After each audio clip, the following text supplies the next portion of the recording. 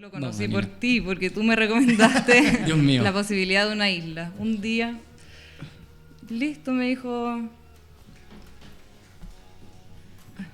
Siga. Ay, perdón, me puse nerviosa. No, vuelva acá. Con el movimiento ya, ahora sí. ¿Qué libro bueno está leído últimamente? Y me recomendó la posibilidad de una isla, lo leí. Me costó al principio, pero después ya fue... de hecho, mi favorito dentro de todos los 3 que me he leído de él.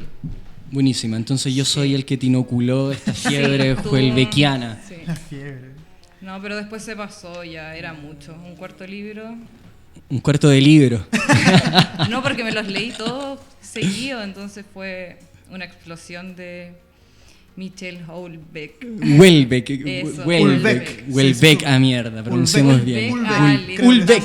De hecho, fui alguna vez a una charla donde la primera 30 minutos era cómo se pronunciaba la veía. Claro, muy bien, ya, weón. sí. Vamos a hacer un curso online de cómo se pronuncia. Porque Claro. yo le decía Michel Houellebecq. Yo Y también me acuerdo le decía que... Al principio Houellebecq, también. sí. Y lo hablé algunas veces con gente francesa que conocí por casualidad, suponte, weón, en el GAM. Y me miraban con cara de ¿qué weá me estás hablando? ¿Quién es Michel Houellebecq? Y ahí como que creí que me dijeron que era Houellebecq. El acercamiento Sí, latinoamericano a la Claro, hora. no comprenden, no Sí, comprenden. comprenden. ¿Y tú, cómo llegaste a él? En mi caso, fue después de haber leído algún tipo de entrevista sobre el fenómeno que era Houellebecq en Francia. No recuerdo, ya debe haber sido por lo menos hace 4 años atrás. Y en realidad lo que me encantó fue el desparpajo de la crítica. El desparpajo de la crítica a la forma de vivir europea, en este caso francesa, que para mí también se traspasa mucho al momento actual acá. O sea, ¿Cómo es eso? Tal vez pueda contestar con una cita. Me parece muy bien. Acá las citas están prohibidas, pero vamos a hacer una... Chuta. Este es un programa de citas. La cita es nuestro bueno. comodín maravilloso. Puede ser verdad. Aunque puede generar más audio escuchas que sepan que es de cita. De citas en este sentido. Bueno, la gente va a empezar a llamar. Podemos decir Una nuestros cita números con- de teléfono. Claro.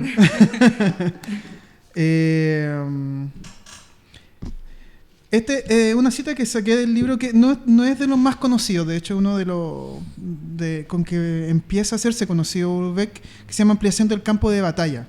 Año de publicación para que nos Te puedo situemos un decir poco en el tiempo. inmediatamente acá, esto es del año 94. Ya, su primera novela. Sí. Entonces,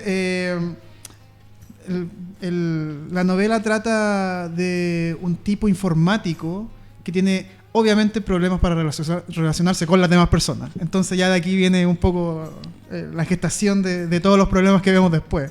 Claro. Dice esto después de sentarse en una plaza de una ciudad más o menos grande en Francia y empezar a observar a la gente. Y dice, después observo que toda esa gente parece satisfecha consigo misma y con el universo. Es asombroso y hasta da un poco de miedo. Deambulan con sobriedad, aquel enarbolando una sonrisa socarrona, un gesto embrutecido. Algunos entre los más jóvenes llevan cazadoras con motivos de rock duro, más salvaje. Se puede leer frases como "kill them all" o "fuck and destroy", pero todos comunican la certeza de estar pasando una tarde agradable, dedicadamente, esencialmente a consumir y por lo tanto a contribuir a la reafirmación de su ser. Entonces esa crudeza, porque no se puede decir de otra forma, esa crudeza con que se...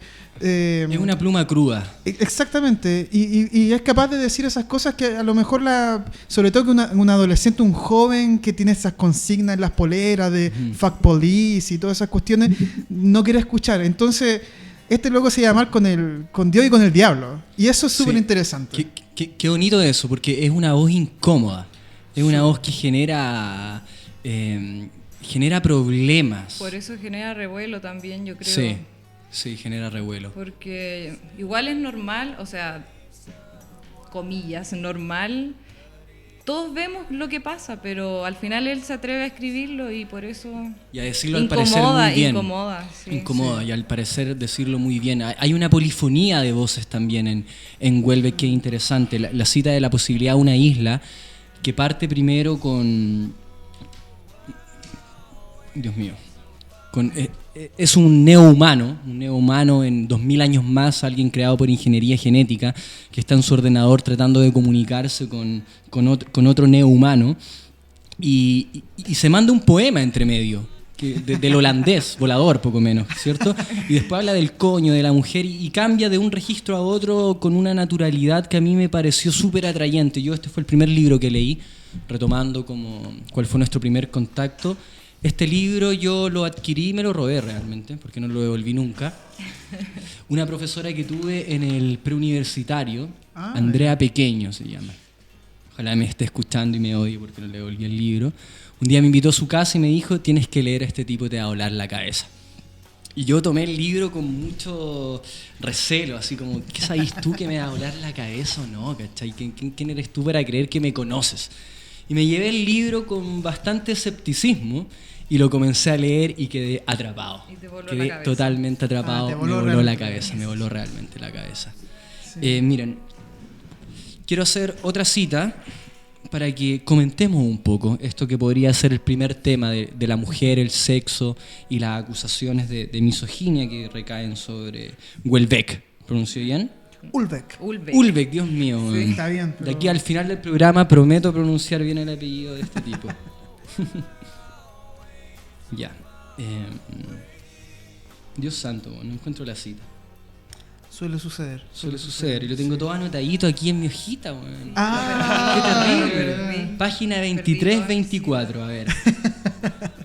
Por ahí es la página. Por ahí, ya, ahora. En este aspecto, la continuación de mi carrera confirmó poco más o menos mi primer éxito en el club de vacaciones. Esto es de la posibilidad de una isla, el protagonista es un comediante que se llama Daniel. En general, las mujeres carecen de humor, por eso consideran que el humor forma parte de los valores viriles. Así que a lo largo de toda mi carrera no me han faltado ocasiones para meter el órgano en alguno de los orificios adecuados. Hay que reconocer que estos coitos no fueron nada espectaculares. Las mujeres interesadas en los humoristas son por lo general un poco entradas en años, en torno a la cuarentena, y empiezan a presentir que las cosas no van a salir bien. Algunas tenían el culo enorme, otras los pechos como manoplas, a veces ambas cosas. En resumen, no eran muy excitantes, y la verdad es que cuando la erección disminuye, uno se interesa menos. Tampoco es que fueran muy viejas.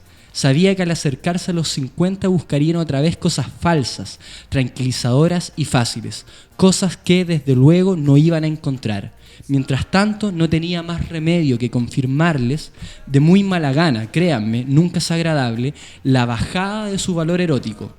No tenía más remedio que confirmar sus primeras sospechas, instarles a mi pesar una visión desesperada de la vida. No era la madurez lo que las esperaba, tan solo la vejez. Lo que había a la vuelta de la esquina no era una segunda juventud, sino una suma de frustraciones y sentimientos de culpa. Muy pronto insoportables. No era muy sano todo aquello, nada sano. La vida empieza a los 50 años, es cierto, con la salvedad de que termina a los 40. Eso me parece genial, de que alguien narre con belleza para mí, con humor y de forma cruda, por el lenguaje que usa, el decaimiento del cuerpo, el cómo en algún momento, ahora nosotros aún somos jóvenes, pero en esta cultura hipererotizada, pornográfica ya, vamos a dejar de ser deseables y no vamos a ser cotizados en el mercado de la carne. Y creo que Houellebecq, Dios mío, tercer intento. Houellebecq da cuenta de eso. No sé, Daniela, tú como mujer, ¿cómo te suena igual, esto? De que te vaya a volver vieja y olvídate, ¿cachai? Es que eso pasa, yo creo que igual ya tengo que aprovechar mi juventud y todo eso. Vamos a decir su número de teléfono. Eso es claro, pero no me siento para nada como pasada a llevar como mujer con su lenguaje, ¿me entiendes? ¿Lo sientes misógino? No, para nada, porque al final groupies, como en el contexto de la cita, que son existen toda la vida, entonces no, tampoco lo veo como... No sé. Y esto no de me ponerte, siento afectada. de ponerte en el horizonte de la Creo que vejez, es real, creo de que que es algún real. día vas a dejar de ser cotizada y todo va a ser desesperación posiblemente. Porque Quizás, los valores que afirmamos son la belleza, los cuerpos duritos, trabajados con fitness y otras cosas, ¿cierto? ¿Qué pasa con el amor? La imposibilidad del amor. Este no es un programa de citas. Seguimos repitiendo eso por la posibilidad de amor. Exactamente, no es un programa de citas. Pero pensando en lo que decía, se me olvidó, ¿no? Daniela. perdón. Daniela Aguayo, Es que- la madre cósmica. Eso quedé con la madre cósmica y no quería decir la madre cósmica.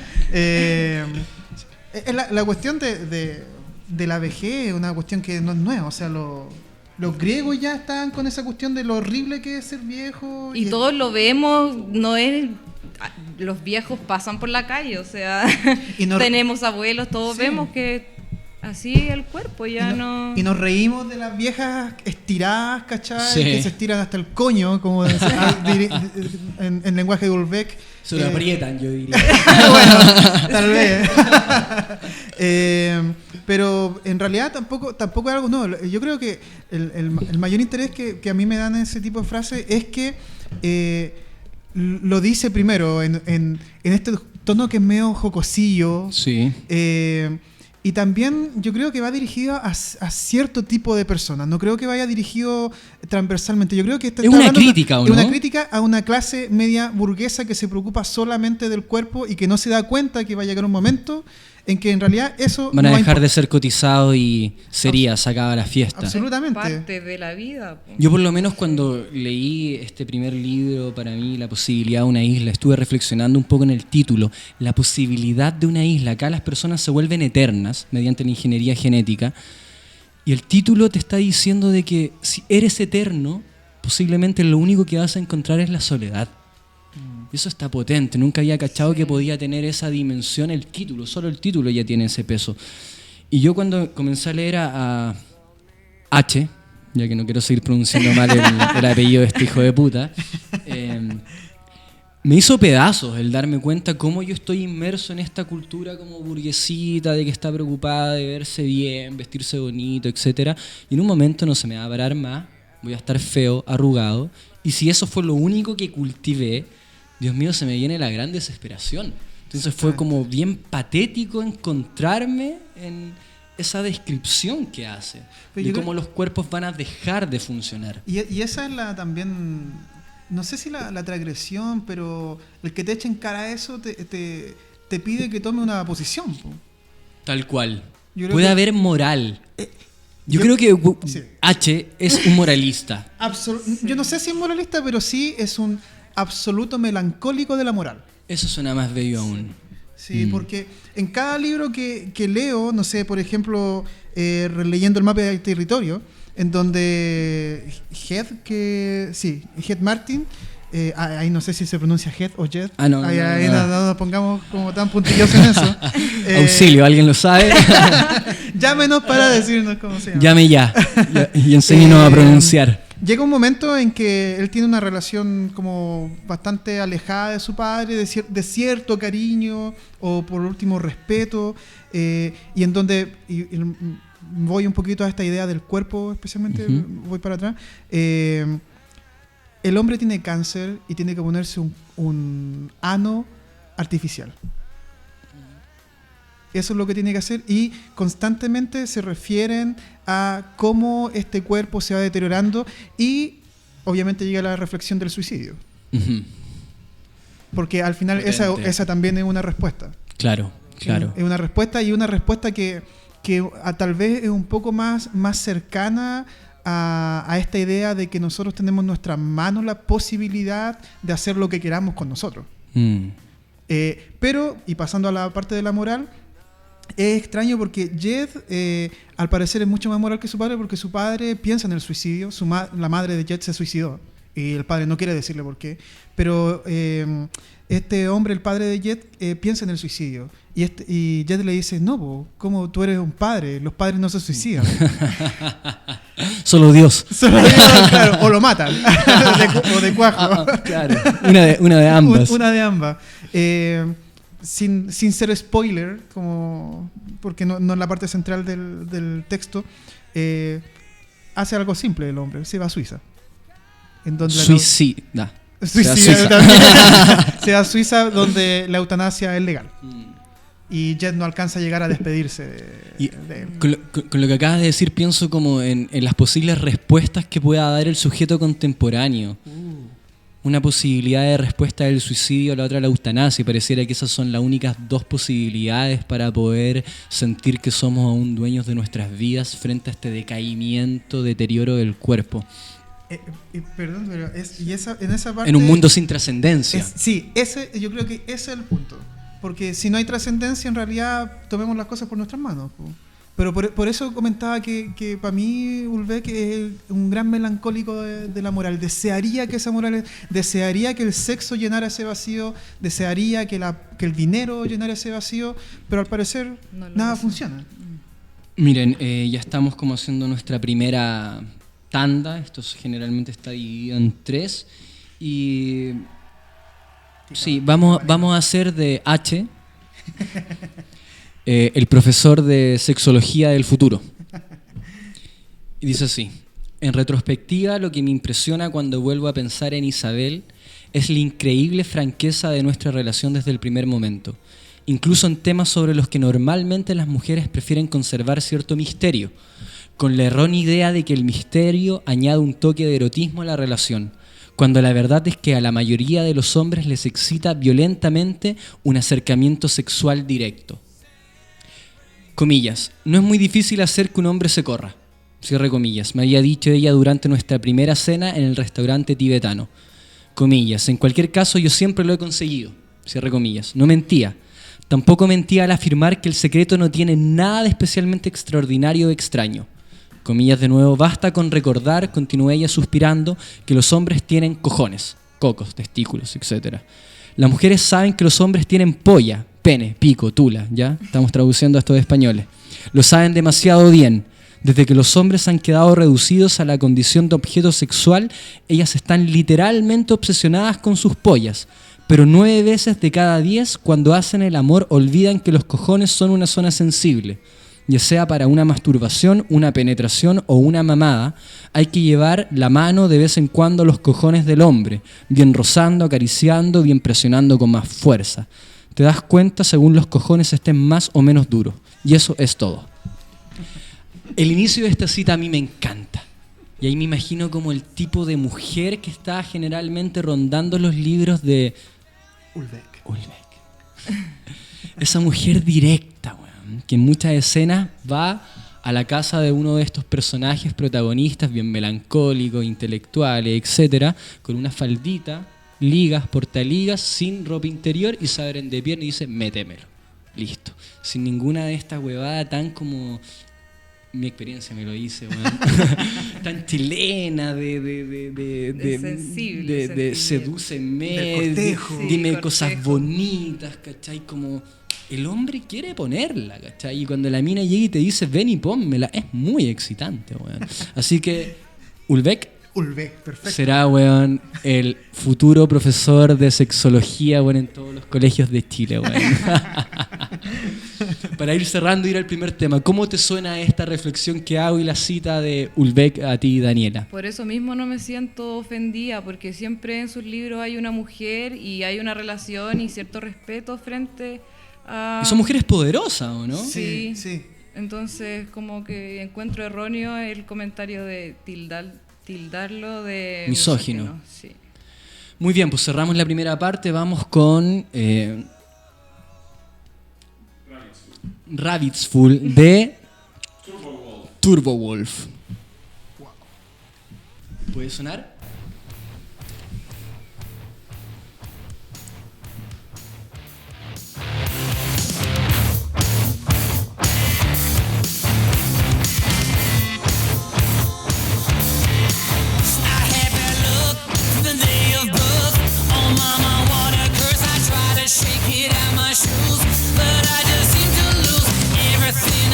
Touch, well, it just turned to dust.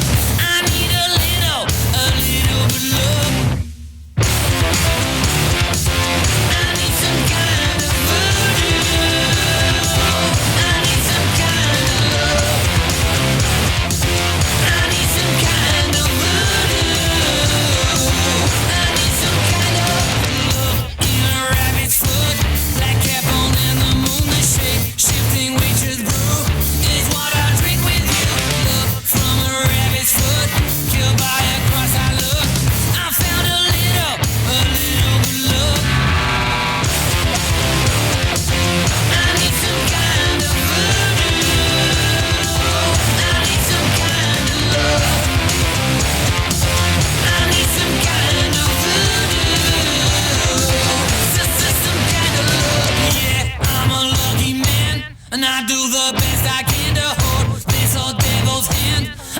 make you understand my love isn't deep enough. And if you don't hurry up, you'll need a little good love.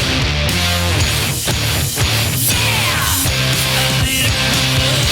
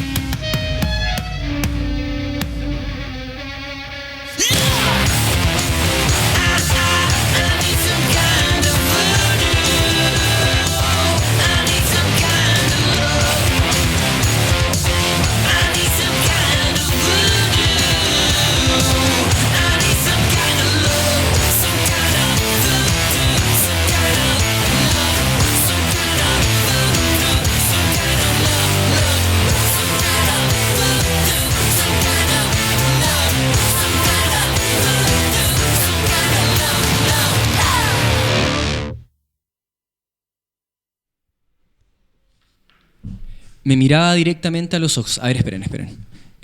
Debo dar cuenta de que sufrí un Tourette hace un ratito, pido disculpas por eso. Ya, ahora volvemos a la posibilidad de una isla de... Por favor, acompáñenme, de... Ulbeck. Me miraba directamente a los ojos y yo estaba en tal estado que esas meras palabras consiguieron ponerme la dura. Creo que a ella la emocionó esa erección profundamente sentimental, humana. Se tumbó a mi lado, apoyó la cabeza en mi hombro y empezó a hacerme una paja.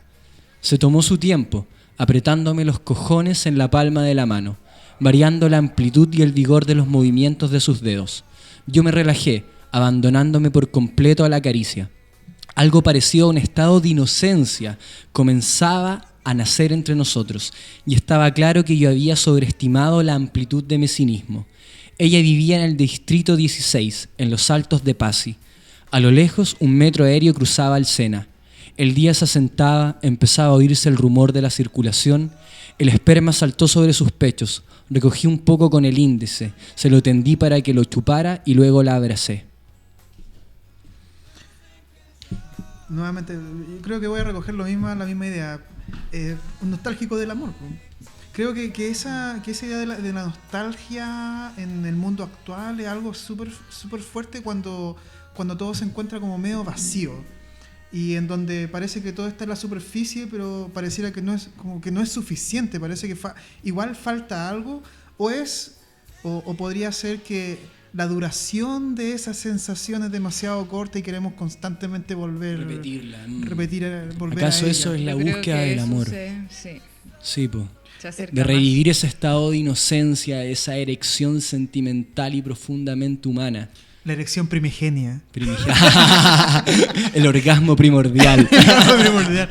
Y quería llevarte porque, bueno, le había comentado a Claudio que yo había leído también a un autor cubano, que más distante de esta Francia posmoderna que la realidad cubana. Pero en realidad encontré mucha semejanza. Y pensando en esa misma idea de cómo hay una añoranza de que eso signifique algo, leo una cita de Pedro Juan Gutiérrez, que es el autor cubano, de un texto que se llama El Rey de La Habana. Está muy bien que citemos a alguien latinoamericano para que no nos acusen de arios. Claro, exactamente. De literarios. Sí, literarios, ¿verdad? Bueno, si estuvieran acá se darían cuenta que de arios nada. Ahí hay uno, el controlador. Excepto nuestro sonidista, que es vikingo, parece. Claro. Es un panqueta vikingo. Claro. Dice, bueno, el texto El Rey de La Habana es una de las obras de Pedro Juan Gutiérrez, que nace en los 50 en La Habana, y es un cronista, periodista, artista visual. La ha hecho toda ya, ha tenido la oportunidad de irse de Cuba y no ha querido, ha querido quedarse allá, escribiendo y todo el asunto. Probablemente no vive tan mal como el resto. ¿No ha sufrido censura? A esta altura ya no. Ya, al inicio sí. A esta altura, no, más que nada pensando en Reinaldo Arenas como cubano Sí, homosexual, sí, como en esa época de los 60, 70, principios de los 80 existía esto, pero como él ya escribe a mediados de los 80, principios de los 90, no hay tanto problema. Y obviamente también se ha abierto mucho más el conocimiento, se sabe de los artistas que están allá y entonces Los cuidan más. los cuidan más, claro. Dice el narrador de Rey, que es el personaje principal, y Magda, que es su porcina novia, porque es una galla, como dice, Porcina novia. cachambrosa, que no se baña, que tiene olor a todo, que se lo mete por el Olor a desagüe. se lo mete por el ano y le sale caca. Eso es lo que aparece acá. Dice, Magda y él cada día templaban tener sexo, con más cariño tal vez o más amor. Se gustaban, amor y lujuria sobre el jergón, indiferencia y distancia cuando estaban vestidos. Ambos se cuidaban, nada de entregarse demasiado. A veces se trataban despectivamente, pero cada uno sabía que solo era de dientes para afuera. Y esta idea de que solo hay sexo, pero que no hay nada más, y que hay algo de atrás que las personas quieren, también es algo que ronda todo el espacio de Pedro Juan Gutiérrez en varios de sus textos, de hecho. No es solamente acá. O sea, lo que estoy pensando con estas como plumas ríspidas, agresivas, Bukowskianas, es que está la nostalgia del amor quizás mucho más presente que en las plumas más líricas, como pienso en Oscar Hahn, por ejemplo. Donde también hay escenas de sexualidad, de encuentros eróticos, pero todo es mucho más estilizado. Más moderno en el sentido de la época de fines de 1800, principios de 1900, tal vez. Exacto, con otro tono. Estos tonos más agresivos pudieran parecer que son obsesionados son gente obsesionada por el sexo fácil, rápido, Obscenas. pero claro, obscenas, pero quizás están dando cuenta de algo que está comenzando cada vez a ser más escaso, que es el encuentro humano. Eso es bonito. Que es la ¿Cierto? entrega, yo creo. La más entrega. Y la entrega gratuita. Gratuita. Sí. Porque generalmente los personajes de Ulbeck. son hueones exitosos, po, weón. Claro. Hueones con plata, que les va bien en la literatura, que les va bien en el arte, que les va bien acá en el caso de La Posibilidad de la Isla, en la carrera de cómico, hueones con millones de dólares inclusive, pero están profundamente vacíos y añorantes de ese encuentro primordial, de esa erección sentimental y profundamente humana. En las partículas elementales tienen dos personajes que son hermanos y uno, bueno, a base de la historia familiar y todo ese tipo de cosas, uno se va al extremo del sexo fácil y la obscenidad, como sería lo que estamos hablando de mujeres como objetos, y el otro se va a tener una relación con una mujer, pero al final no pueden llegar a esa entrega final. Pero son los dos polos al final. Uno que no puede llegar a concretar el sexo, pero tiene más entrega emocional, y el otro que se va a la mujer como objeto. Sí. En ese libro se ven los dos polos que podría llegar a ser un personaje. Muy Jekyll y Mr. Hyde. Buenísima. Muy eso de los dos polos, que es un tópico como clásico en la literatura, o sea, los dos polos opuestos. Da cuenta un poco de eso para quienes nos están escuchando. Bueno, en el caso de Dr. Jekyll y Mr. Hyde, que es un cuento, un texto de Stevenson, bueno, y me acuerdo, perdón por la digresión, pero me acuerdo de un capítulo tan bueno de Bugs Bunny, que era Dr. Jekyll y Mr. Hyde, que es notable. Si alguien puede buscarlo en YouTube, seguramente estará ahí, en donde por medio de algún tipo de remedio el Dr. Jekyll saca un monstruo de sí, un monstruo que ataca al resto, etcétera. Y de hecho también se retoma en varias películas actuales de estos de superhéroes, también aparece. Marvel, qué bueno Marvel, otra digresión, weón. Sí. Daredevil, vean Daredevil, buenísima. Claro, y en ese sentido, como también es un tópico súper común de cómo se da cuenta de dos esferas distintas, ya sea en una sola persona o ya sea en dos, para mostrar un todo. Porque al final de cuentas eso es. Acá, sé lo que pensé en Apolo y Dionisio, weón. Absolutamente. Yo les comentaba hace un rato cuando estábamos esperando afuera como unos mendigos de la psicología y la literatura y el sonido, de que abrieran las puertas de Radio Smoke, que este libro que citó Daniela, Partículas elementales. Partículas Elementales, es uno de los pocos libros, el único en realidad, que no he podido terminar de leer, de Ulbeck. Sin embargo, vi la película, así que para quienes nos están escuchando la pueden encontrar por ahí, una película alemana. Y pensando en Apolo y Dionisios, claro, el tipo ingeniero genético, creo, científico, no recuerdo bien, es un Apolo, alguien que busca el orden, que busca el amor, las formas claras. El otro, el literato borrachín, con problemas de erección, etcétera, medio traumatizado porque fue abusado cuando niño. Es un Dionisio. Y ni Dionisios ni Apolo en el mundo de Ulbeck Perfecto. pueden lograrse. Está esa imposibilidad total del encuentro con un otro, de decir acá me quedo, acá soy feliz, acá encuentro calma, acá encuentro serenidad. El ser no descansa. Y esa huevada es tremenda. Pero y eso yo creo que es lo más frustrante, porque está la posibilidad de una promesa.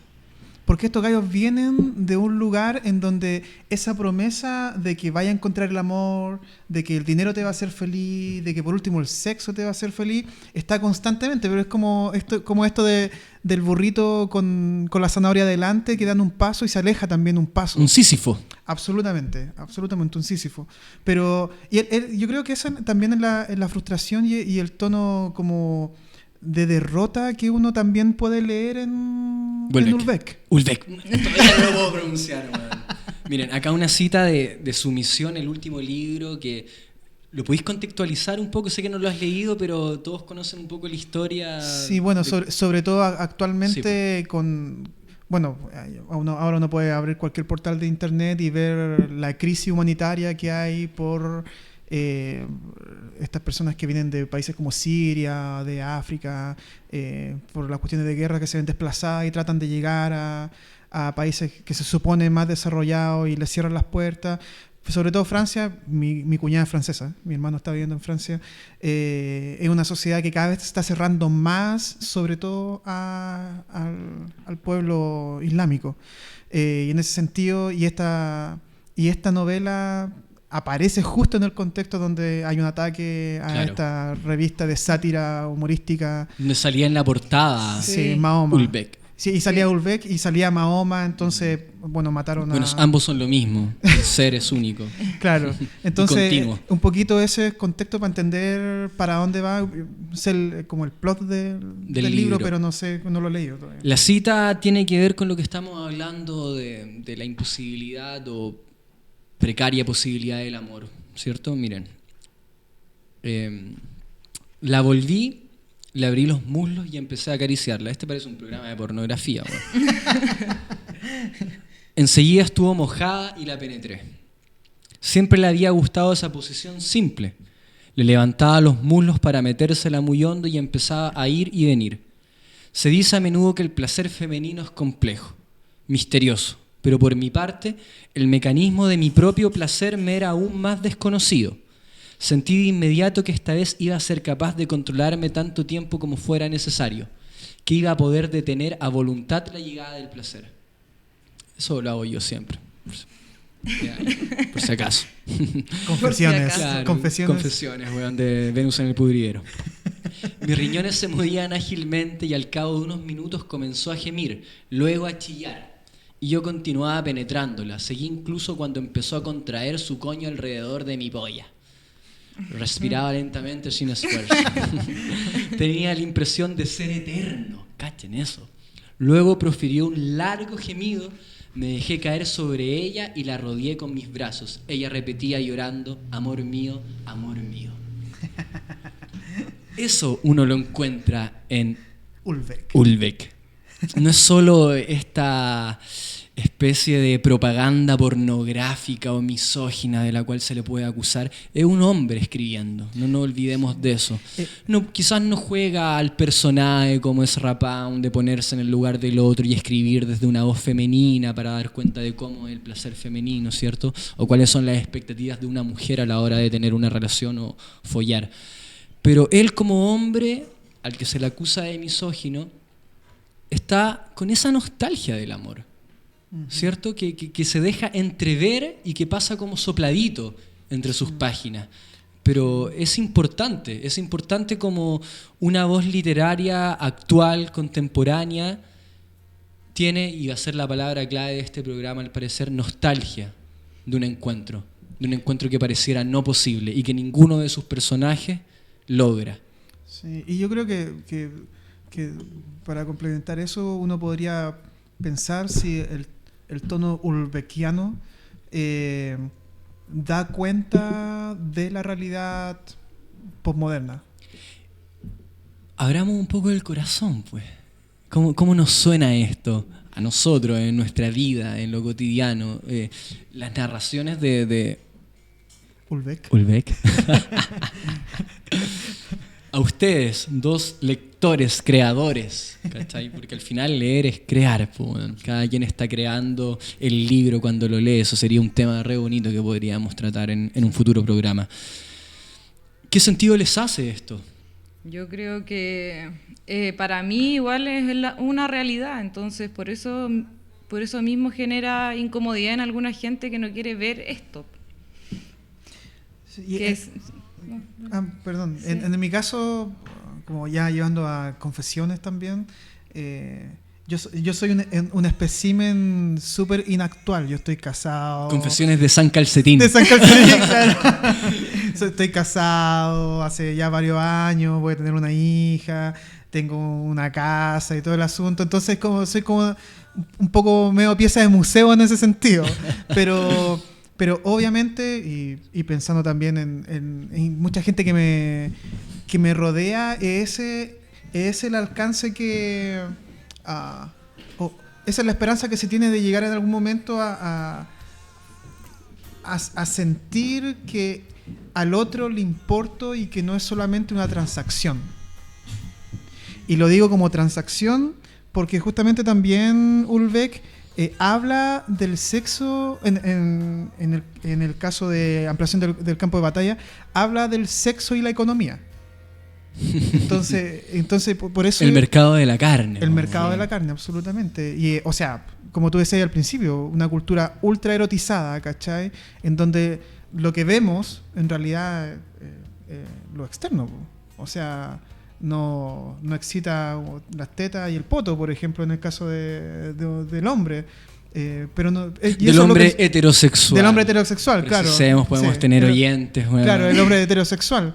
Y en ese sentido, compramos el asunto, ¿cachai? Porque eso es lo que nos quieren vender, ¿cachai? La exterioridad. Y esa exterioridad puede llegar a ser interioridad, creo yo, pero bajo condiciones ya súper súper específicas. No creo que en cualquier momento o en cualquier ocasión la exterioridad o la cáscara, se podría decir, aunque, bueno, otros dirían que en realidad lo externo es lo interno y viceversa. Como es arriba es abajo, Hermes Trismegisto. Absolutamente. Este es el momento, weón, esotérico del programa. Claro. Pero creo que en ese sentido hay... Es que, nuevamente, por eso creo que esa es la crítica de que esto es lo que le están vendiendo a ustedes. ¿Y cómo sobrevivimos en esto? Bueno, esa es la pregunta. ¿podemos volver con la respuesta acaso después del segundo tema? Vamos con Dr. Dre, sonando acá en Radio Smoke. Becoming OGs in the game and changing to make way for these new names and faces. But the strangest things can happen from rapping when niggas get wrapped up in image and acting. Niggas get capped up and wrapped in plastic, zipped up in bags when it happens, that's it. I've seen them come, I've watched them go, watched them rise, witnessed it and watched them blow. Watched them all blossom and watched them grow. Watched the lawsuits when they lost their dough. Best friends and money, I lost them both. Went and visited niggas in the hospital. It's all the same shit all across the globe. I just sit back and watch the show. Watch everywhere that I go. Ain't the same as before.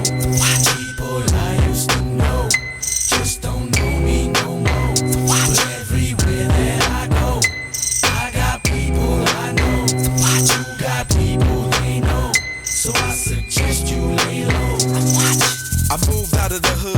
would you blame me? Niggas aim mainly at niggas they can't be. But niggas can't hit niggas they can't see.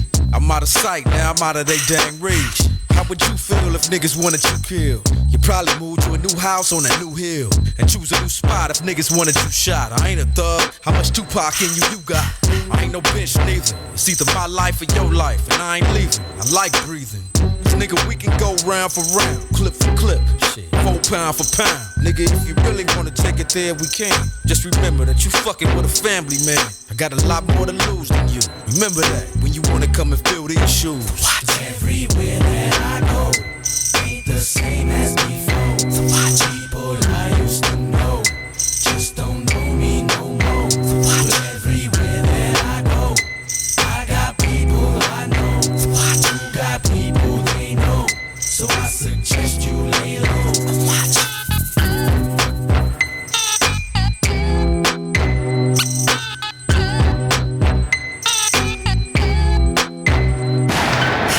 Things just ain't the same for gangsters. Cops just anxious to put niggas in handcuffs. They wanna hang us, see us dead or enslave us. Keep us trapped in the same place we're raised in. Then they wonder why we act so outrageous. Run around stretched out and pull out gauges. Cause every time you lift the animal out cages, it's dangerous to people who look like strangers. But now we got a new era of gangsters, hustlers and youngsters living amongst us. Looking at us now, calling us busters. Can't help but reminisce back when it was us. Nigga, we started this gangster shit, and this the motherfucking thanks I get. It's funny how time flies. I'm just having fun, just watching it fly by. Watch everywhere that I go, ain't the same as before. So watch people I used to know, just don't know me no more. So watch everywhere that I go, I got people I know. So watch you got people they know, so I suggest you lay low. Watch.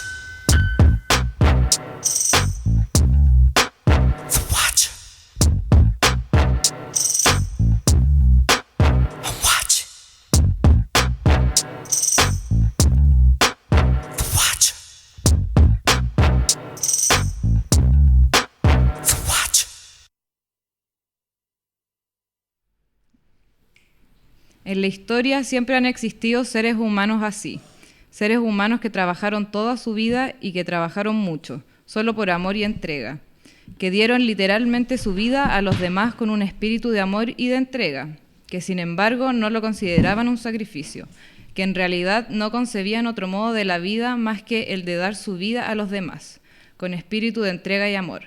En la práctica, estos seres humanos casi siempre han sido mujeres. ¿Qué piensan con esa cita? Ya no tan sexual, Sí, ya sobre el amor y la entrega. Cambiamos un poco de tema. Quizás como hay un ataque constante hacia lo femenino en el mundo contemporáneo e históricamente, se haga tan poco probable la relación humana, el contacto genuino entre dos personas. La entrega está desvalorizada, viene de... su cotización es baja, para decirlo como en términos económicos. Aquel que se entrega, aquel que sufre, aquel que de alguna manera se pospone, pero voluntariamente, no como una castración del alma, no es bien visto, no es cool. Eso es lo anti-cool en este mundo. Lo femenino es lo anti-cool. Sí. Lo femenino pornográfico viene. ¿Cachai? Tetitas paradas, culito duro, weón, coñito español estrecho. ¿Cachai? Pero la entrega, el darse a un otro, no, para nada. Y bueno, supongo que tiene que ver también con esta cultura globalizada y un poco lo que nos ha hecho creer Hollywood. Hollywood nos ha hecho creer también, la publicidad nos ha hecho creer eso. Y de nuevo, eso yo creo que es lo que ataca Ulbeck, como esto es lo que se están comprando. Como, aunque, y bueno, esta es una lectura muy personal, creo que Ulbeck tiene los cojones para no dar una respuesta.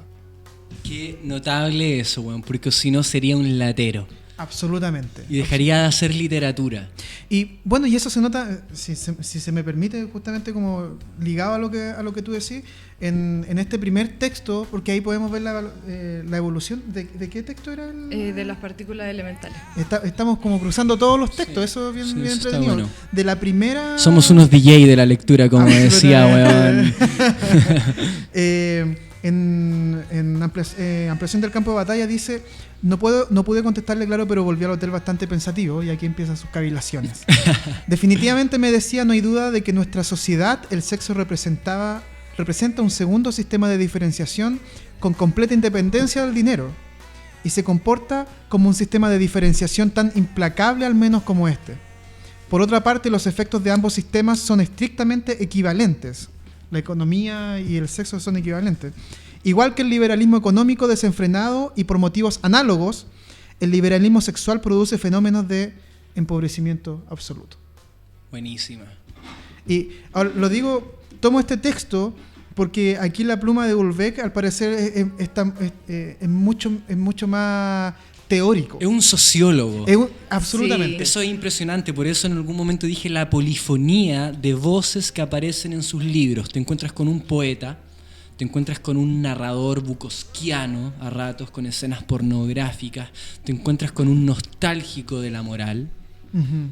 y te encuentras con un sociólogo de ciencia ficción a ratos, Sí. con un crítico del mundo contemporáneo, la economía, la política, etc. Entonces no, weón, no es un Shakespeare, porque Shakespeare es un fantasma, weón. Este tipo está vivo, el otro weón, no lo sé.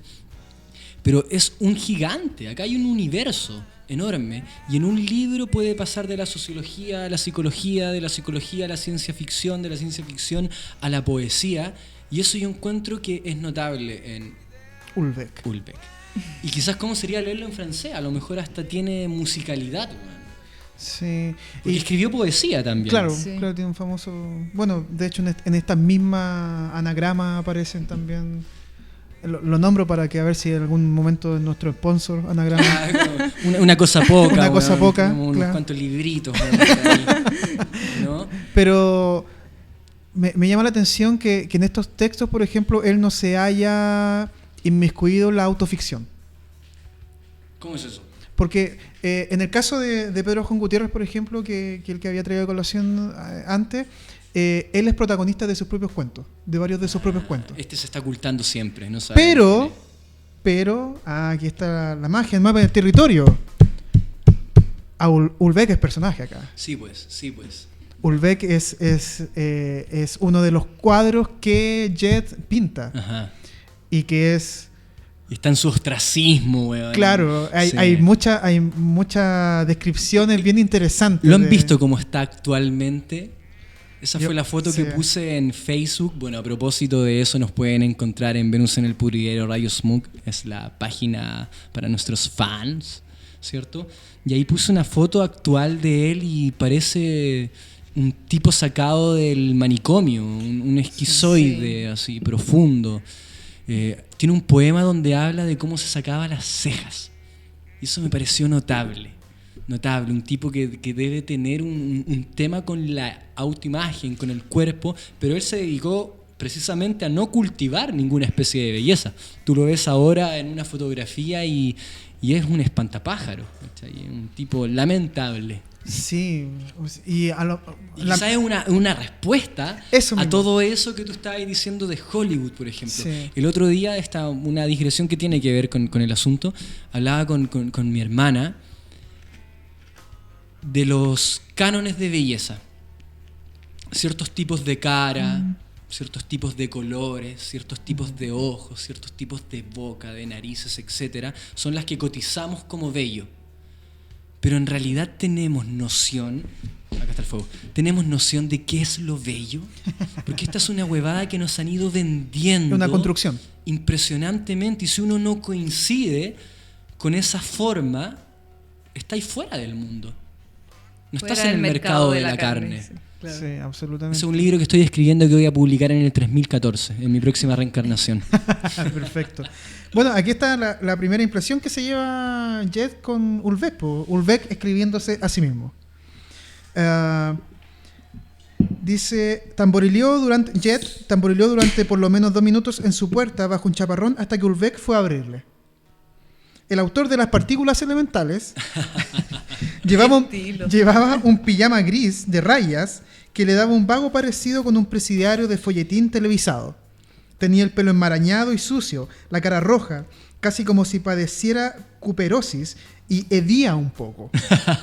Esa es la representación que se hace. Igual una vez leí una entrevista a Ulbeck. Bien, Daniela. Bien. Y la persona que le hacía la entrevista decía que estaba hediondo, cochino, o sea, cero preocupación personal. Es como un personaje psiquiátrico. Claro, con su perro y listo.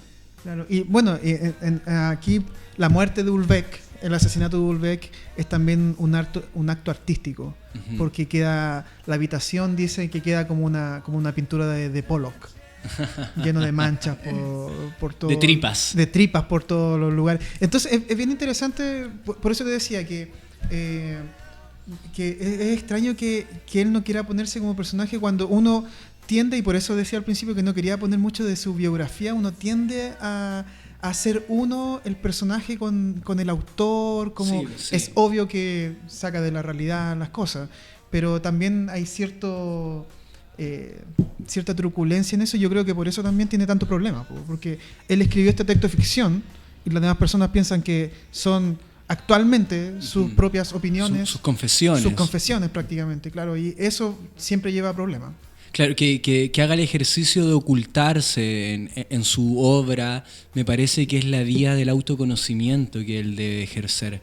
Y eso es como hermoso de pensar a la hora de plantearse como un posible creador. No tienes por qué dar cuenta necesariamente de todo lo que piensas o sientes en primera persona poniendo tu nombre en la palestra del libro, pero puede ser un camino de autoconocimiento. En esta prolífica obra de Ulbeck, que hay un tono, hay un tipo de personaje, sería difícil imaginarse que Ulbeck es un ganador, ¿cachai? Claro. O sea, tiene mucho dinero, el weón le va bien. Pero un ganador erótico, por ejemplo, con la facha que tiene.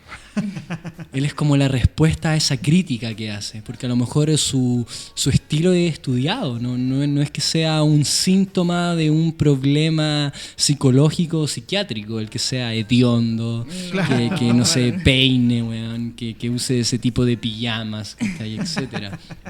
Acá, esta es la cerveza que no auspicia a nadie. Con relación al tono, yo encontré en el libro de poesía Supervivencia una cosmovisión que creo que representa lo que está como fundamento filosófico, por decirlo así, en la literatura de Ulbeck. ¿Pronuncié bien esta vez? Absolutamente. Maravilloso. Miren, el mundo es un sufrimiento desplegado. En su origen hay un nudo de sufrimiento. Toda existencia es una expansión y un aplastamiento. Todas las cosas sufren hasta que son. La nada vibra de dolor hasta que llega al ser. En un abyecto paroxismo, los seres se diversifican y se hacen más complejos sin perder nada de su naturaleza primera. A partir de un determinado nivel de conciencia se produce el grito. La poesía deriva de él, el lenguaje articulado también. El primer paso de la trayectoria poética consiste en remontarse al origen, a saber, el sufrimiento. Esto lo podría haber escrito Buda. Es verdad. Ese tono severo, casi que de máximas, Sí. sentencioso, Sí, muy también está en Ulbeck, con toda esta cosa como más rock and rollera o techno de la pornografía. Convive también este tipo de tono que uno lo puede encontrar incluso en los libros de novelas. Sí. En el caso de Ampliación del campo de batalla, ahí es definitivo. Él habla a ti. Tú que estás leyendo este libro, tú que esto, tú Una has interpelación pensado. directa. Súper directo, que se va perdiendo en los otros. Me parece que se va perdiendo en los otros textos, pero se va perdiendo y se hace más profunda a la vez. Porque creo que, bueno, esa es un poco la gracia que tiene también la ficción, que uno se puede poner en el lugar de. Como desdoblarse, claro, al leer.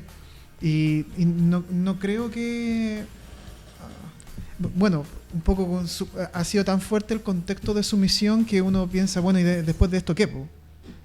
Después de su misión me acaba de llegar un inbox de Ulbeck Ah. y me dice que va a escribir un libro de zoofilia. Bueno, La lo que posibilidad fue, del sí. amor con un perro. Quizá. Sí, no sería tan raro, con plantas, con cualquier tipo de... con lo que sea, que se le pase por delante en realidad.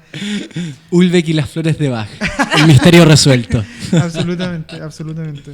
Pero bueno, quería como... Yo en realidad quería sacarme los balazos con Pedro Juan Gutiérrez. Vamos. Eh, En Eurolandia. En Eurolandia, sí.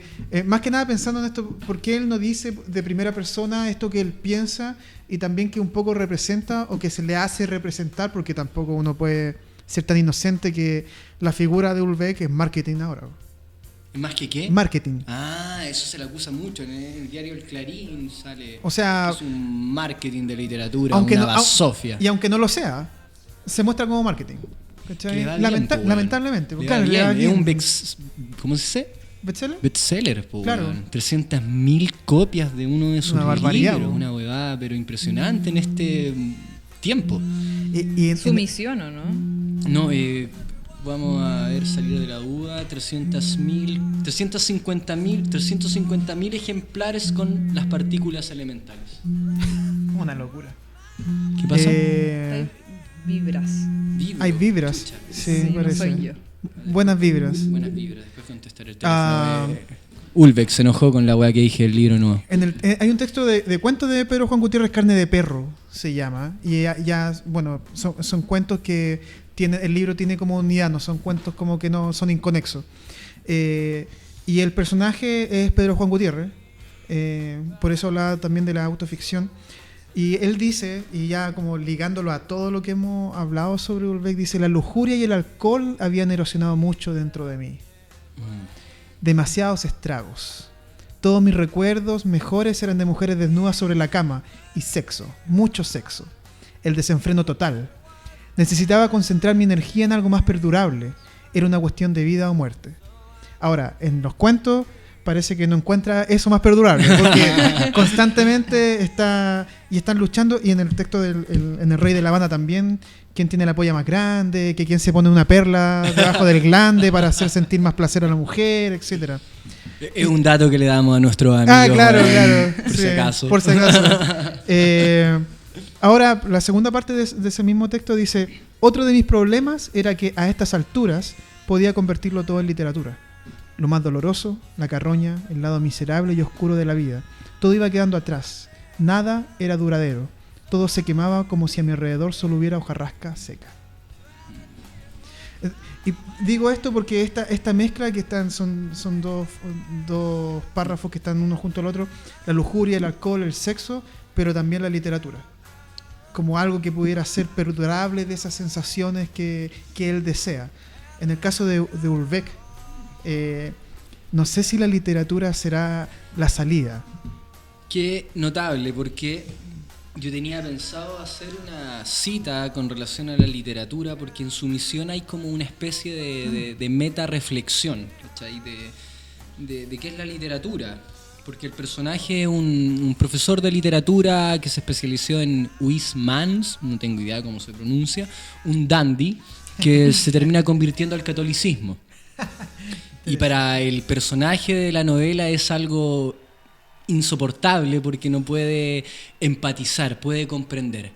Porque él dice que quien se va al monasterio se aleja de las cuitas de la vida, por decirlo, pensando en Hamlet, ¿cachai? Y las penurias de la vida, porque bueno, va a tener el pan y el alojamiento diario asegurado, lo único que tienes que hacer es orar, ¿cierto? Entonces no hay más cuentas que pagar, no hay más mujeres que seducir, no hay un cuerpo que cultivar para ser vigente en el mercado de la carne, etc. Y este personaje hace una reflexión que tengo que buscar entre mis papeles de la literatura y dice más o menos así, a ver. Pueden rellenar mientras yo busco, pueden cantar, gritar, gemir. Los audioscuchas van a pensar que está todo pasando acá. Todo pasando en Radio Smoke. Claro. Después de todo lo pornográfico, como decías tú, que hemos leído. Claro, o sea, esta weá si no termina, weón, en una orgía, weón, en un programa de mierda, po, weón. Yo puedo leer una pequeña cita Dale, de dale, plataforma. Dele.